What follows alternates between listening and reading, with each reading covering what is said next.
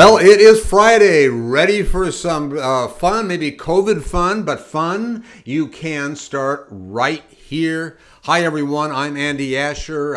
I'm editor here at Bloomer Boomer. This is Feisty Friday with Greta B, Blackburn, and no one but Greta B knows what to expect. We're just going to have a good time and get acquainted. But I will tell you this.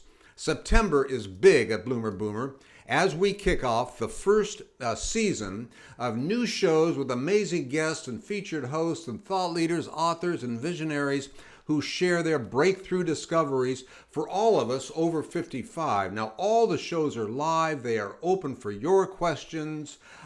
If you prefer, to binge watch, let's say, you can simply visit your favorite featured host. They have a custom web page at bloomerboomer.com. And now, Feisty Friday at 5 with Greta B and her weekly show where she talks pet peeves that we can all relate to and commiserate about. We'll be right back.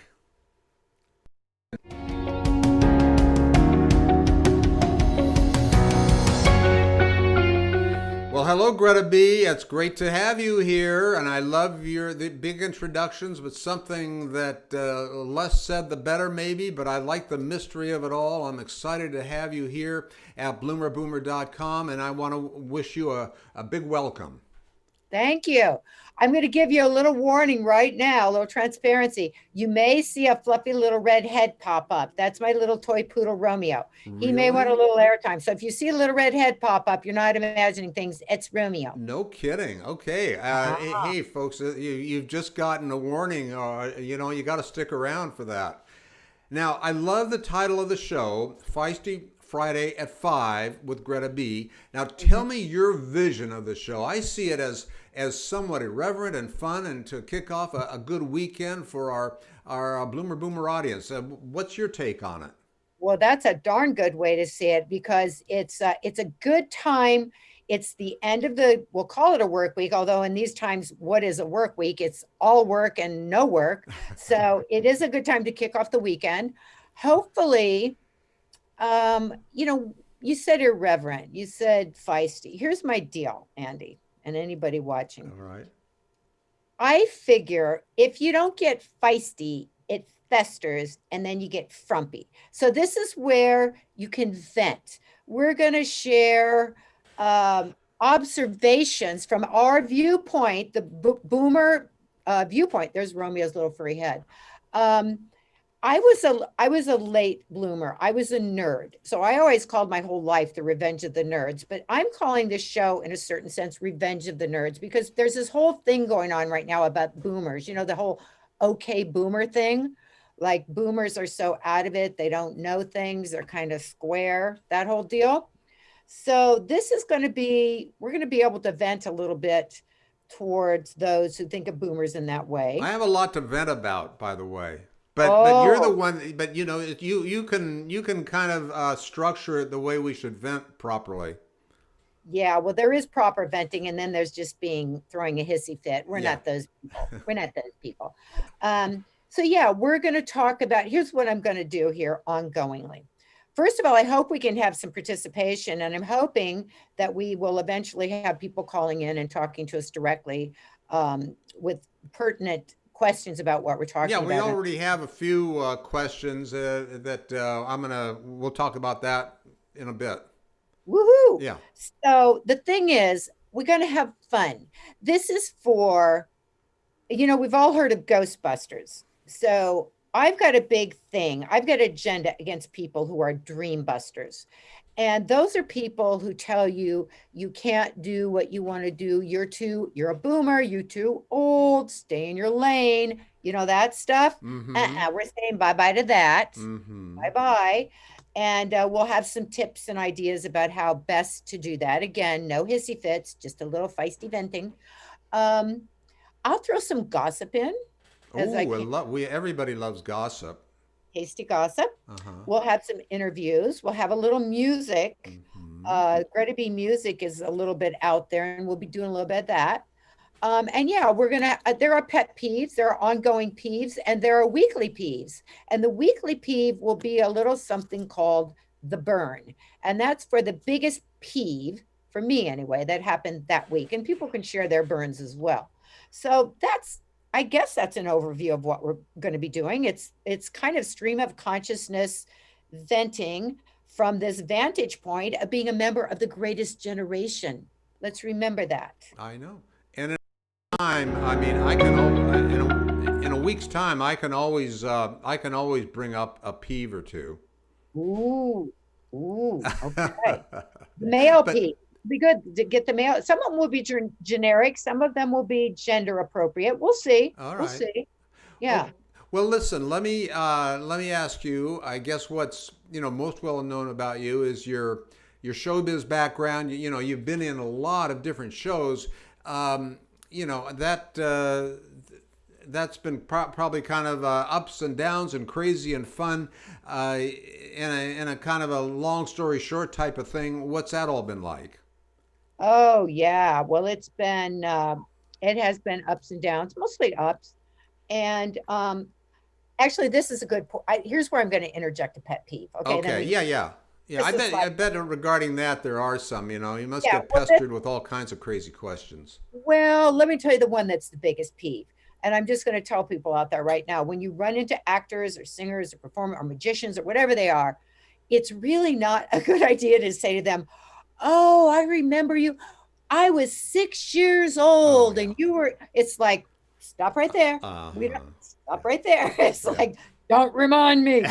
So that's kind of a pet peeve. Like, I was 6 years old and I had so much fun watching you. And I'm kidding, kind of, but it is funny when people say that. It's like, oh my God, you were six. I was like 120 then, you know, whatever. But you ask about the career and ups and downs. So yeah, there's always ups and downs. There's pitfalls. There's stereotyping.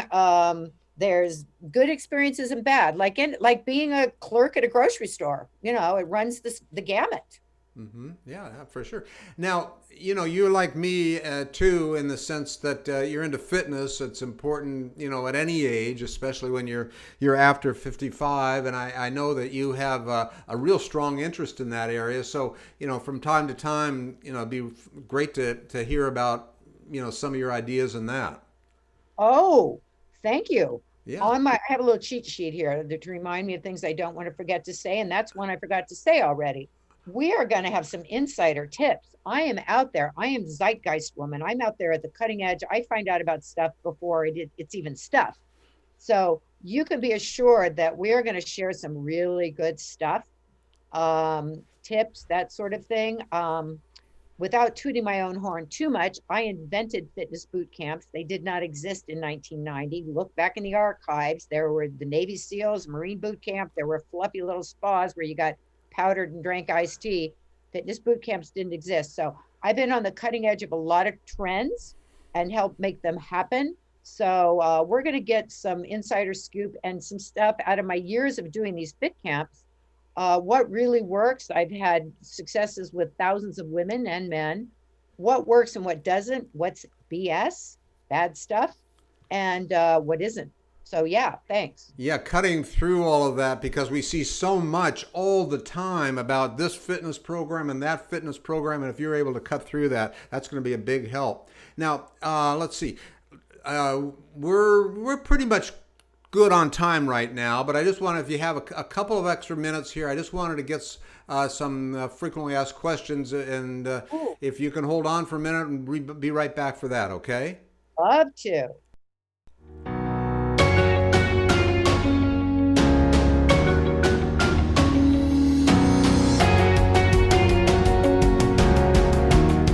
All right, Greta, we're back now. This one's coming from Stuart, and he says he picked up on this one. He's trying to find a good workout while he's stuck inside his apartment uh, during all of this stuff, and that's a good question because I think everybody is getting. Sick of not being able to get out and work out. So, any ideas on that one? Oh, yeah, I've got the idea about that one. The thing to do is there is great stuff online, to the dismay of gyms in this day and age because of Mm-hmm. what's happened. People have learned that online works. And in particular, I'll tell you this, online yoga classes, you might think, oh, that's namaste. No, it ain't going to happen. Online yoga is fantastic, but for Stuart, I'm going to say high intensity interval training. Find a high intensity HIIT hit workout online. And if he has a stationary bike at home, that'd be great, or a rowing machine. But if not, there's a way to get that high intensity interval going, just, jumping jacks or whatever. So no excuses. Get online, find something that works, and just do it regularly. Yeah. Yeah, my Mimi, my fiance, she does something back in the bedroom, and I usually the door is closed. So, but I Really want think, to talk about this, Andy? yeah, but I think it has something to do with exercise. But hey, Ah, okay. but Dorothy, she wants to know a little more about your movie career and again, this probably puts you on the spot. If it does, you can find a way to get out of. But do you have a favorite co-star that you worked with? Oh, that's a good question. First of all, Romeo's little butt's on camera here, and he is my generally my best co-star. But yeah, my best co-star was without a question. I did a comedy called Yellowbeard, and I worked with James Mason. And that was just an amazing experience. Literally working, and most of both of our stuff ended up on the cutting room floor. But working with him was like 5 minutes on set with him was like 4 years of acting school.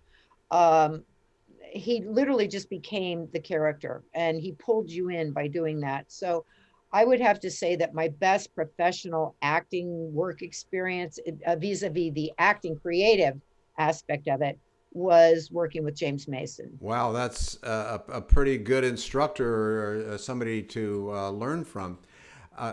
Dennis, he's asking about 48 hours. I mean, that was a big, big hit. I mean, did you know from the beginning that what that was going to be all about? Oh, that's like the world's best question, Andy. Because here's the deal. You go into every project thinking, oh, I like it, I don't like it. You don't know. Or there's some you think, oh, this is going to be the biggest hit on earth, and it's nothing. We went, I'll speak for myself, but I talked to enough of the cast members to know this is true for them as well. We went into that going, okay, it's a good shoot 'em up, cops and robbers, it's going to be a good action. At the end, I'll never forget, at the end of the cast and crew screening of that movie, when the lights came up, all of us, and we were all cast and crew, were just jaws dropped, dumbfounded, like, what did we just experience? And we were in the movie.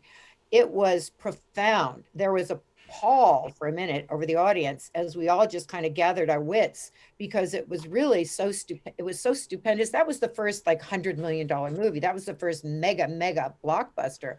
So we didn't know going in. We had a great director, we had good actors, but I don't think anybody could have, you can hope, but I don't think you could predict that it would be the huge hit that it was. And it was in that first cast and crew screening that we all had an inkling that, like, whoa, this is something.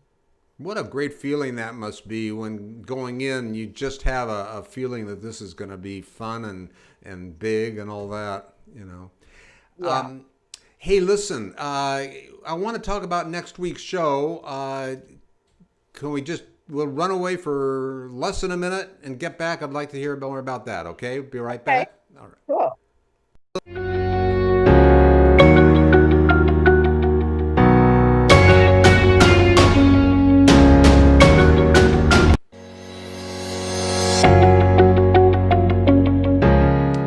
All right. Well, we're back now. I love the title of next week's show. It's called Regrets Are for Babies, Not Boomers. Missed opportunities and foolish blunders made us who we are and are today. And I think, I'm in agreement about that one.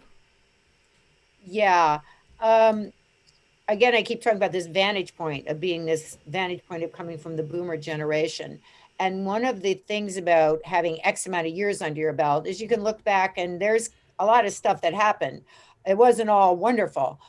A lot of people fixate on the negative, or they shoulda, coulda, wouldas. Okay, and those need to just go bye-bye, because every single thing that you screwed up, messed up, did wrong, oh, if you could only do it over, led you to where you are today.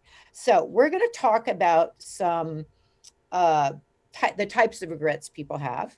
I should have a pretty interesting guest on, which we'll keep a secret for now, but it's a lady who's written a book that has a little bit to do with that, because we haven't confirmed her availability yet. But failing that, we have some really interesting ways of looking at those things, so that people aren't alone in regrets. Like if someone is sitting there going, oh, if I would have only taken that job, and everybody has regrets. It's how you frame them, it's how you move forward from them that makes them either a huge benefit or a bummer.